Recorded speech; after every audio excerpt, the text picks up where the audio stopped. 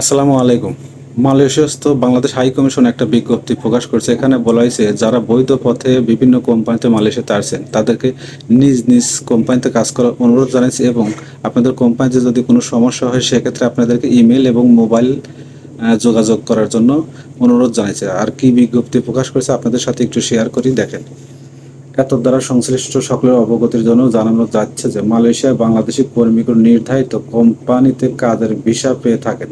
বৈধ পথে যে সকল প্রবাসী বাংলাদেশি কর্মী মালয়েশিয়ার বিভিন্ন সেক্টরে বিভিন্ন কোম্পানিতে এসেছেন তাদেরকে নিজ নিজ কোম্পানিতে কাজ করার অনুরোধ জানানো হচ্ছে।